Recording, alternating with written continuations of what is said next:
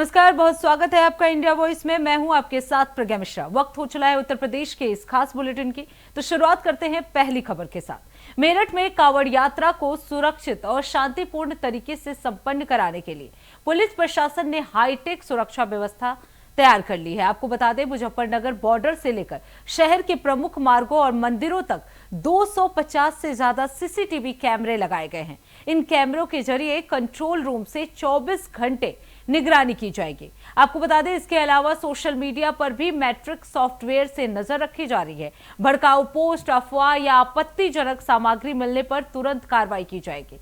वहीं संवेदनशील स्थानों और प्रमुख शिव मंदिरों पर भी सुरक्षा के विशेष इंतजाम किए गए हैं।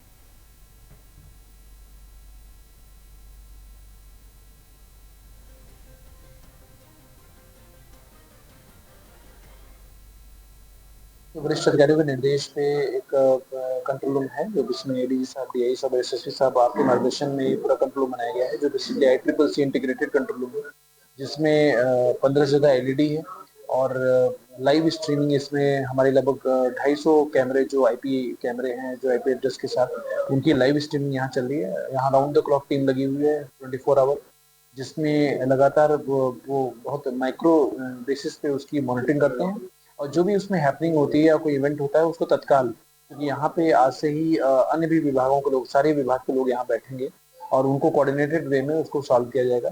ये एक तरह से जॉइंट वेंचर है जिसमें सभी विभाग एक साथ काम करेंगे और ये पहली बार यथार्थ रूप में मेरठ में बना है।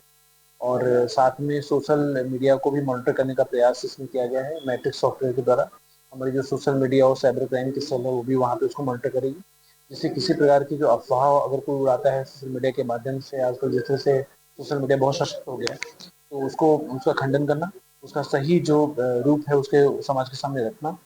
देखिए, वरिष्ठ अधिकारियों के निर्देश पे एक कंट्रोल रूम है, जो जिसमें एडीजी साहब, डीआई साहब। अब रुक कर लेते हैं अगली खबर की। उत्तर प्रदेश सरकार के स्वतंत्र प्रभार मंत्री रविंद्र जायसवाल ने गुरु जयंती को लेकर कहा कि इसे देश भर में भव्य तरीके से मनाया जाएगा। आपको बता दें, इस दौरान उन्होंने समाजवादी पार्टी के अध्यक्ष अखिलेश यादव पर भी राजनीतिक हमला बोला। जायसवाल ने आरोप लगाया कि कुछ लोग सिर्फ एक समुदाय विशेष की राजनीति करते हैं। उन्होंने दावा किया कि 2027 के विधानसभा चुनाव में प्रदेश में एक बार फिर बीजेपी की सरकार बनेगी। स्वतंत्र प्रभार मंत्री रविंद्र जायसवाल से खास बातचीत की हमारे संवाददाता बसंत मिश्रा ने। चलिए सुनवाते हैं। मंत्री रविंद्र जायसवाल जी हमारे साथ मौजूद हैं। सर, कल से रविदास जयंती पे अभियान शुरू हो रहा है। बीजेपी वाराणसी से इस अभियान की शुरुआत करने जा रही है।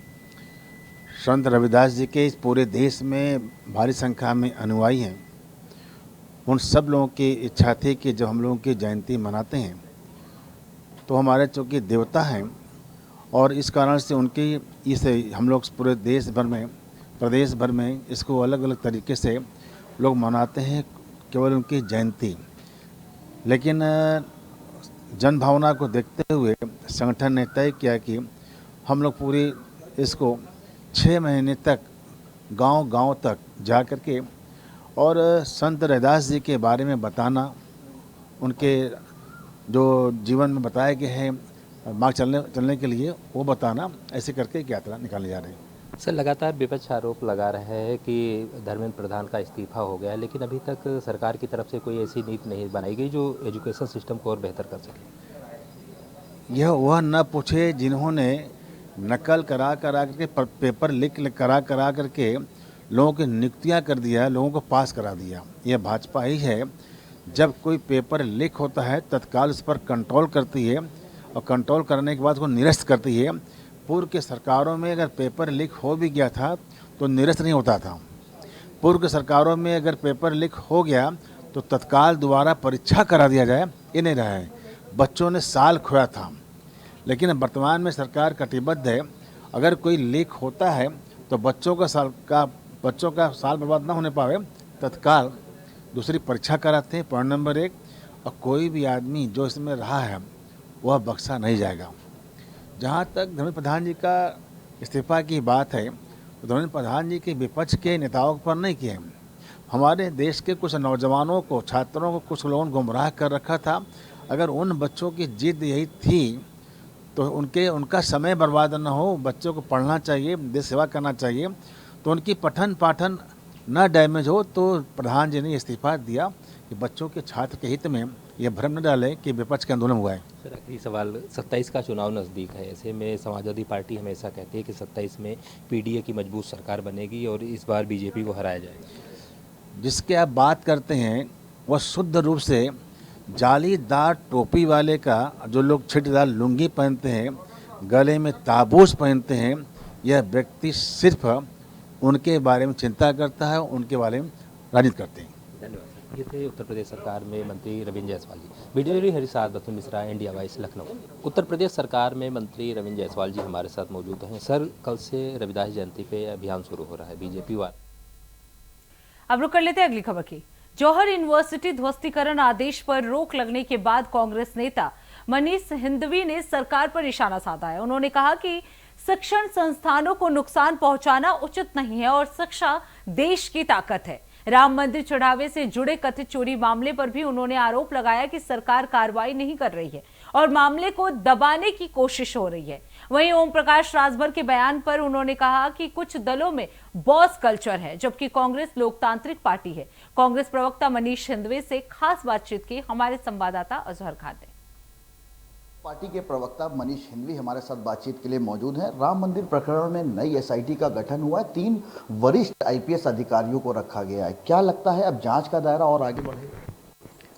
पिछले लगभग 1.5 महीने से जिस तरीके से इस गंभीर प्रकरण पर सरकार कार्रवाई कर रही है, अब ये आईने की तरह स्पष्ट हो गया है कि इस मामले को दबाना है और एक तरीके से ख़त्म कर देना है। जो सरकार ट्विटर के एक पोस्ट पर बुलडोजर चलवाती है, वो प्रभु राम के चढ़ावे पर हो रही चोरी जो स्पष्ट है कि हुई है, उस पर कोई कार्रवाई नहीं कर रही है, हाथ पर हाथ धरे बैठी है। उस पर कभी विश्व हिंदू परिषद का कोई नेता बयान देता है जैसे साहब वही जांच का हेड हो, कभी आरएसएस के लोग बयान दे रहे हैं, कभी कोई बयान दे रहा है। मतलब तुम ही मुंसिफ, तुम ही चोर, तुम ही फैसला कर रहे हो। तो एक अजीब सी स्थिति बन गई है और एकदम स्पष्ट है कि इस मसले पर ये बैकफुट है, क्योंकि एक बात स्पष्ट थी कि इस पूरे प्रकरण पर आरएसएस के लोगों का वर्दहस्त था, दखल था। तो कहीं ना कहीं उसमें बहुत बड़े बड़े लोग फंसेंगे और मुझे लगता है इसीलिए इसको धीरे धीरे टाला जा रहा है कि पब्लिक की मेमोरी शॉर्ट लिव्ड होती है। 10, 15, 20, 25 दिन में, 1 महीने, 1.5 महीने में वो भूल जाएंगे और फिर इस बात को याद नहीं रखेंगे। वो एक बात भूल रहे हैं कि सारा मसला एक तरफ और हमारे आराध्य प्रभु राम के चढ़ावे, क्योंकि चढ़ावा नहीं होता है, वो भाव होता है। हम अपनी जेब से, कोई बहुत गरीब आदमी होता है जो दिन भर में 50 रुपये भी नहीं कमा पाता ना, वो भी जब 5 रुपये निकालता है जेब से तो आस्था से निकालता है। तो आस्था से दिए हुए पैसे की चोरी हुई है, लोग भूलेंगे नहीं। पहले जो एसआईटी बनी थी उसने अपनी प्रारंभिक रिपोर्ट सौंपी, उसके बाद 8 लोगों के खिलाफ एफआईआर हुई जो निचले कर्मचारी थे। विपक्ष ये आरोप भी लगाता है छोटे लोगों पर कार्रवाई की जा रही है। ट्रस्ट के पदाधिकारियों की जिम्मेदारी अभी तक तय नहीं हुई, किसी को आरोपी नहीं बनाया। पुरानी एसआईटी ने तमाम तरीके से जांच भी जारी हुई। 15-16 हज़ार रुपये कमाने वाले लोग क्या इतने शक्तिशाली हो जाएंगे कि अरबों की चोरी कर लेंगे? वो 1-2 रुपये की तो चोरी है नहीं। जैसे कोई जवाब नहीं है ना। राम मंदिर को बनाने के नाम पर 4,000 करोड़ से ऊपर का रुपया आया। ये लोग खुद मानते हैं कि 1900 करोड़ के आसपास खर्च हुए, तो बाकी पैसे कहाँ गए? आपने कहा कि हर घर से 1.25 रुपये लेंगे, वो पैसे कहाँ गए? पता चला सोना आ रहा है, उसकी कोई लिखत पढ़त में नहीं है। कोई चांदी की पादुका आ रही है, कोई सोने का तीर आ रहा है, तो कभी काग आ रहे हैं, तो सब तो आ रहा है और उसकी कोई लिखत पढ़त नहीं है। उससे बड़ी बात आप देखिए कि 8-8 महीने की वीडियो रिकॉर्डिंग को डिलीट कर दिया जा रहा है। तो क्या आपको लगता है कि कोई कर्मचारी इतना साहस करेगा कि 8 महीने की रिकॉर्डिंग को डिलीट कर देगा? नहीं ना।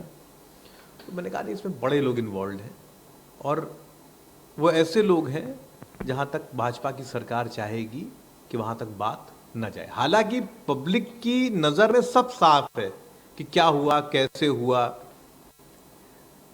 एक बहुत सामान्य सी बात समझिए, दिल्ली में केशव भवन बना, सुन रहे हैं कि 1.5 लाख स्क्वायर फीट का आलीशान महल तैयार हुआ है। 2-3 हज़ार रुपये स्क्वायर फीट अगर आप बनवाई मान लीजिए तो 600-700 करोड़ रुपए में बना। कहाँ से आया पैसा? किसी पैसे का कोई जवाब है? आरएसएस से पूछा जाता है तो भाग जाते हैं कि हम जवाब नहीं देंगे। इस देश में हर चीज़ की लायबिलिटी है, सब चीज़ें संविधान से चलती हैं। मतलब मैं अपने घर में अगर 100 रुपये खर्च करता हूँ तो इनकम टैक्स में उसका जवाब देता हूँ, और आप 600 करोड़ की बिल्डिंगें बनाएंगे, जवाब नहीं देंगे, तो कुछ बड़ा घोटाला है, बड़ी गड़बड़े हैं, इसीलिए दबाया जा रहा है। जौहर यूनिवर्सिटी को लेकर जो ध्वस्तीकरण का आदेश आया था उस पर अब रोक लगा दी गई, कैसे देखते हैं सर? स्वागत योग्य है ये आदेश। मैं तो एक बहुत मूल बात करता हूँ, विश्वविद्यालय बना सरकार की सहमति से बना। ये ठीक बात है कि आप पूर्ववर्ती सरकार की बात से सहमत नहीं, आप कह रहे हैं साहब उसमें गड़बड़ियाँ थी तो आप अधिग्रहण कर लीजिए उसका और उन गड़बड़ियों को ठीक कर लीजिए। लेकिन क्या इंस्टीट्यूशंस कभी डैमेज किए जाते हैं, ध्वस्त किए जाते हैं? बच्चे पढ़ते हैं वहाँ पर। महात्मा गांधी से लेके डॉक्टर अंबेडकर से लेके सब ने कहा, और हम सब मानते हैं कि शिक्षा ही वो ताकत है जिससे देश खड़ा होता है। तो अगर कोई शिक्षक संस्थान बना है, उसमें बच्चे पढ़ रहे हैं, तो पूजनीय है। आप अगर इस बात से मानते हैं कि साहब वहाँ कुछ गड़बड़ हुई है, तो मैंने कहा ना, अधिग्रहित कर लीजिए। बुलडोजर क्यों चलाना? ये एक नई परंपरा क्यों डाल रहे हैं कि साहब शिक्षक इंस्टीट्यूशंस पर बुलडोजर चल जाएगा? तो ये बहुत छोटी सोच है और इसकी जितनी भर्त्सना की जाए उतनी कम है। एक आखिरी सवाल, उत्तर प्रदेश सरकार में कैबिनेट मंत्री है ओम प्रकाश राजभर, उन्होंने कल एक्स पर पोस्ट किया और कहा राहुल गांधी अखिलेश यादव के बॉस हैं और उत्तर प्रदेश में अब कांग्रेस पार्टी 200 सीटों से कम में नहीं मानेगी। राजभर जी की गलती नहीं है। जिस जगह पर वो जुड़कर अभी सियासत कर रहे हैं वहाँ पर बॉसिज्म का कल्चर है कि ये इनके बॉस हैं, वो उनके बॉस हैं। इंडिया गठबंधन में और ख़ास तौर से कांग्रेस में ऐसा कोई कल्चर नहीं है। हम लोकतांत्रिक दल हैं। हमारे यहाँ तो आप आए दिन देखते रहे होंगे, तमाम नेता पत्र लिख देते हैं, सवाल उठा देते हैं, बात कह देते हैं, और फिर भी वो निकाले नहीं जाते। इसलिए नहीं निकाले जाते हैं कि एक लोकतांत्रिक देश है, सबको अपनी बात कहने का हक है। तो राजनीति में वर्टिकल हायरार्की नहीं चलती, कोई किसी का बॉस नहीं होता, हॉरिजॉन्टल हायरार्की है। सब लोग साथ मिलकर काम करते हैं। जैसे हम सारे लोग इस कैंपस, हम सारे लोग मिलकर कांग्रेस पार्टी के लिए काम करते हैं, मेरा कोई बॉस नहीं है। ये अलग बात है कि व्यवस्था के तौर पर किसी को अलग पद दिया गया और किसी को अलग पद दिया गया, लेकिन कोई किसी का बॉस नहीं होता। लेकिन ये राजभर साहब की मजबूरी है कि जो लोग संविधान को नहीं मानते, जो लोकतंत्र को नहीं मानते, उनके के साथ जुड़कर वो काम कर रहे हैं, तो उसी कल्चर में वो रम गए हैं। बहुत शुक्रिया बातचीत के लिए। कांग्रेस पार्टी के प्रवक्ता मनीष हिंदवी हमारे साथ बातचीत के लिए मौजूद थे। कैमरा पर्सन हरीश के साथ अजहर खान, इंडिया वॉइस, लखनऊ। कुशीनगर जिले के विकासखंड कट्ठा में शासन के निर्देशों की अनदेखी का मामला सामने आया है। आपको बता दें, इंडिया वॉइस के रियलिटी चेक के दौरान जनता दर्शन के निर्धारित समय से खंड विकास अधिकारी का कार्यालय खाली मिला। शासन के निर्देशों के अनुसार सभी अधिकारियों को सुबह 10 से 12 बजे तक कार्यालय में उपस्थित रहकर आम जनता की शिकायतें सुननी होती हैं, लेकिन निर्धारित समय पर बीडीओ अपनी कुर्सी पर मौजूद नहीं थे।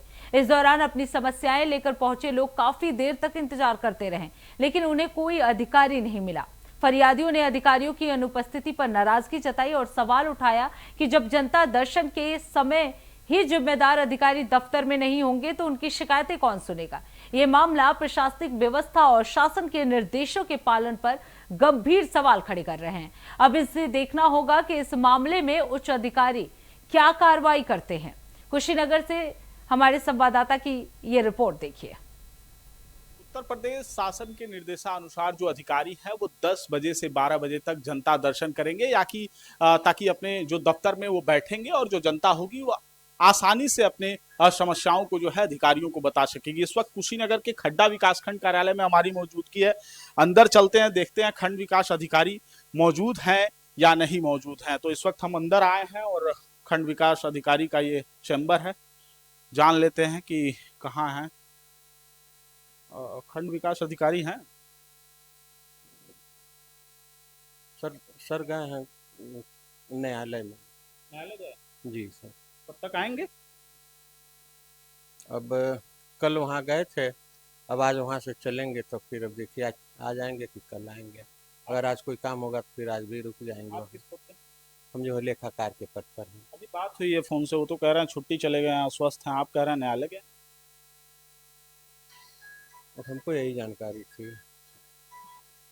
जो यहाँ के बड़े बाबू हैं उनसे जानने की कोशिश की तो उन्होंने न्यायालय बताया, लेकिन जब हमारी खंड विकास अधिकारी अनिल सिंह से बात हुई तो उन्होंने जो है खुद को अस्वस्थ बताया और छुट्टी पर होना बताया। अनुराग तिवारी, इंडिया वाइस, कुशीनगर। तो शासन के निर्देश के क्रम में जहां 10 से 12 बजे तक अधिकारियों को अपने दफ्तर में बैठना है, तो वहीं खंड विकास कार्यालय खड्डा के अंदर जब हम गए तो पता चला कि जो वीडियो हैं वो उनसे फ़ोन पर बात हुई तो उन्होंने अस्वस्थ बताया, अपने आप को छुट्टी बताई। हालांकि अंदर जो बड़े बाबू थे वो ये कहते नजर आए कि वो न्यायालय गए हैं और ऐसे में जो खंड विकास अधिकारी की कुर्सी है वो खाली मिली है। जो जनता है वो भी यहाँ पर अपने कामों को लेकर के पहुँच रही है, उनका काम हो रहा है या नहीं हो रहा है, इन तमाम चीज़ों पर बातचीत करने के लिए जो यहाँ एक व्यक्ति हैं पहुंचे हुए हैं, उन्हीं से जान लेते हैं। चूंकि 10:55 का वक्त हो रहा है, 10 से 12 बजे तक अधिकारियों को बैठना था, लेकिन कुर्सियां खाली हैं, किसी तरीके का कोई चार्ज भी किसी के पास नहीं है। कहां से आए हैं, क्या नाम है आपका और क्या समस्या है आपकी? सर मेरा नाम गुलाब है, गुलाब मुसहर, ग्राम मदनपुर सुकरौली से आए हुए हैं और मैं बच्चों के अपने नातियों के जन्म प्रमाण पत्र के लिए चक्र काटते हैं, लेकिन आज तक अभी तक बन नहीं रहा है। ये दीजिए वो दीजिए करते करते नहीं हो रहा है। अभी आप पहुंचे हैं, किसी अधिकारी से आपकी मुलाकात हुई है? इस समय किसी अधिकारी से मुलाकात नहीं हुई है मेरे को। कोई दफ्तर में है मौजूद? नहीं, इस समय तो कोई नहीं दिखाई दे रहा है मेरे को। अच्छा, कब से आप ये चक्कर लगा रहे हैं अधिकारियों को? हम तो आज ज़्यादा दिन हो गया है आवेदन किए, सोनिया नाम से आवेदन किया गया है। मैं उनका ससुर जो हैं। क्या नाम है आपका? गुलाब मुसहर। तो देखिए, ये गुलाब मुसहर हैं जो खड्डा विकास खंड के मदनपुर सुकरौली गांव से यहाँ पर पहुंचे हुए हैं और इनकी जो समस्या है उसका समाधान नहीं हो रहा है। समाधान इसलिए नहीं हो रहा है चूंकि अधिकारी अपने कार्यालय में मौजूद ही नहीं है। तो निश्चित तौर पर इंडिया वाइस की रियलिटी चेक में खंड विकास कार्यालय खड्डा का जो दफ्तर है वो खाली मिला है। अनुराग तिवारी, इंडिया वाइस, कुशीनगर। अब रुक कर लेते हैं अगली खबर की। उत्तर प्रदेश सरकार के कैबिनेट मंत्री अनिल राजभर ने कहा कि बीजेपी गुरु रविदास जयंती के अवसर पर देशव्यापी महाअभियान शुरू करेगी। इसकी शुरुआत वाराणसी से होगी, जहां बीजेपी के राष्ट्रीय अध्यक्ष नितिन नवीन और मुख्यमंत्री योगी आदित्यनाथ कार्यक्रम में शामिल होंगे। मंत्री ने यह भी कहा कि यह अभियान समाज को जोड़ने और गुरु रविदास के संदेश को जन जन तक पहुंचाने के लिए चलाया जाएगा। विपक्ष पर निशाना साधते हुए उन्होंने कहा कि विपक्ष मुद्दा विहीन हो चुका है और सदन में सार्थक चर्चा से बचना चाहता है। कैबिनेट मंत्री अनिल राजभर से खास बातचीत की हमारे संवाददाता बसंत मिश्रा ने। चलिए सुनाते हैं। कैबिनेट मंत्री अनिल राजभर जी हमारे साथ मौजूद हैं, उनसे बात करते हैं। सर, कल संत रविदास जयंती पर शुरुआत होने जा रही, कौन सी तैयारियां रहेंगी? बिल्कुल, देखिए, भारत की जो विशाल परंपरा हमारे ऋषियों महर्षियों की, साधु संतों की है, उसकी बहुत बड़ी कड़ी भगवान संत रविदास जी हैं। मैं तो अपनी पार्टी का बहुत अभिनंदन करता हूं। कल काशी में राष्ट्रीय अध्यक्ष जी नितिन नवीन जी का आगमन हो रहा है। हम सब लोग वहीं जा रहे हैं, तैयारियां हम लोग कर रहे हैं। जितने भी श्रद्धालु हैं, जितने लोग भी भगवान संत रविदास के प्रति आस्थावान और श्रद्धावान लोग जो हैं, उन सब लोगों को हम लोग ढेर सारी बधाई और शुभकामना देते हैं। सर, सदन में आज विपक्ष वार्ता के लिए तैयार हुआ था, कल बोल रहा था कि वार्ता नहीं करेंगे। लगातार आरोप भी लगा रहा है कि धर्मेंद्र प्रधान का इस्तीफा तो हो गया, लेकिन ऐसी कोई गाइडलाइन अभी छात्रों के लिए तैयार नहीं की गई। देखिए, कल से क्या कहा जा रहा है? माननीय विधानसभा अध्यक्ष जी ने भी क्या कहा? अगर आपको कोई बात भी कहनी है तो आप अपने चर्चा के दौरान भी तो उस विषय को उठा सकते हैं। सरकार के लोग जब विधेयक के पक्ष में अपनी बात रखेंगे तो आपके सवालों का भी जवाब देंगे। लेकिन हमेशा कांग्रेस पार्टी को डर रहता है हमारे कुकर्म न उजागर हो जाए, हमें कहीं कटघरे में न खड़ा कर लिया जाए। जैसे चोर के दाढ़ी में तिनका होता है ना, तो कांग्रेस पार्टी को वैसा डर लगा रहता है हमेशा। अब कल का पूरा दिन खराब कर दिया। ये किसकी बर्बादी हो रही है?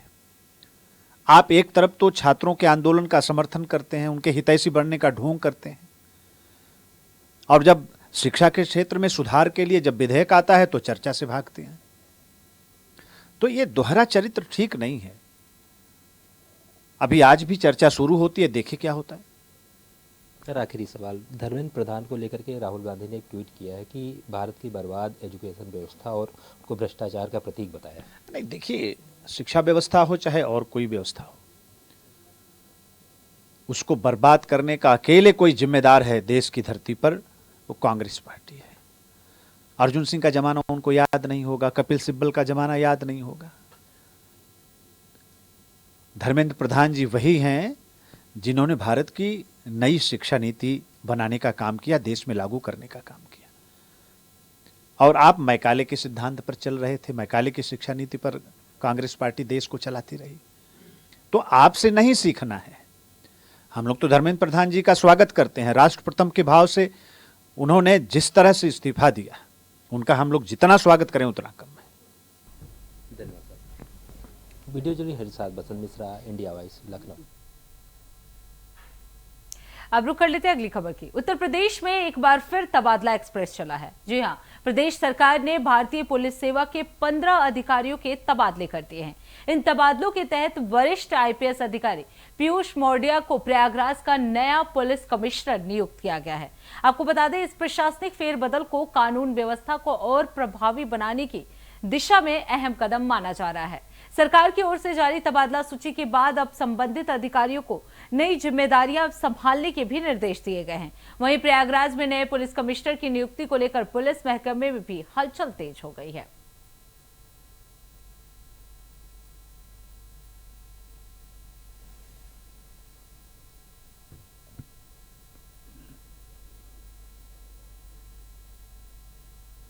अब रुक करते हैं अगली खबर की। पहाड़ी इलाकों में लगातार हो रही मूसलाधार बारिश का असर अब मैदानी क्षेत्रों में भी साफ दिखाई देने लगा है। आपको बता दें, सोनपुर में गंगा नदी का जलस्तर लगातार बढ़ रहा है और नदी अपने उफान पर है। चेतावनी स्तर से 113 सेंटीमीटर निर्धारित किया गया है। देखिए इस पर हमारे संवाददाता की रिपोर्ट। पहाड़ी क्षेत्रों में लगातार हो रही भारी बारिश का असर अब शहरी इलाकों में और मैदानी इलाकों में भी देखने को मिल रहा है। जैसा कि कानपुर में गंगा का जल स्तर लगातार बढ़ रहा है, जिसको देखते हुए जिला प्रशासन भी एक्टिव मोड पर उतर आया है। ऐसे में जैसे कि आपको बता दें कि जो चेतावनी बिंदु है वो 113 मीटर है और कानपुर का जल स्तर 111 मीटर पर रिकॉर्ड किया गया। महज 2 मीटर चेतावनी बिंदु से अब गंगा का जल स्तर दूर है। ऐसे में मैं अपने कैमरामैन से चाहूंगा कि वो आपको दिखाए कि यहाँ पर कैसे जिला प्रशासन द्वारा कार्रवाई करी जा रही है। इस समय हम कानपुर के अटल घाट पर खड़े हैं। यहाँ पर जिला प्रशासन द्वारा रस्सी बांध दी गई है कि इसके आगे कोई भी व्यक्ति ना जाए। और यहाँ पे देखिए ये रैंप है, रैंप के ऊपर तक पानी आ गया है, जिसको देखते हुए जिला प्रशासन अब एक्टिव मोड पर नजर आ गया है। और यहीं पे जितने भी यहाँ पे घाट है और जितने भी गंगा के किनारे बसे हुए गांव हैं, वहां पर पुलिस की तैनाती कर दी गई है ताकि कोई भी अनावश्यक रूप से घाटों के किनारे ना जाए। और यहीं पे मैं अपने कैमरामैन से चाहूंगा कि वो आपको दिखाए कि यहाँ पे जल पुलिस कानपुर की भी तैनाती कर दी गई है, जो लगातार यहाँ पे राउंड पर है और लोगों को बराबर मना किया जा रहा है कि घाट के किनारे ना आए। और साथ ही साथ कानपुर के गंगा बैराज पर भी नाव संचालकों पर भी रोक लगा दी गई है। ऐसे में जिला प्रशासन ने अभी हाल ही में 176 गांव भी चिन्हित किए थे जो बाढ़ संभावित क्षेत्र माने गए थे और जिनको देखते हुए जिला प्रशासन ने 1100 राहत किट भी तैयार करी हैं और साथ ही साथ 101 शेल्टर भी बनाए हैं। लेकिन ऐसे में अगर लगातार भारी बारिश पहाड़ी इलाकों में होती रही तो आने वाले दिनों में ये जो गंगा के किनारे बसे गांव हैं उन लोगों के लिए एक बहुत बड़ी चेतावनी बन सकती है। वीडियो जर्नलिस्ट आयुष के साथ कुशाग्र अवस्थी, इंडिया वॉइस, कानपुर।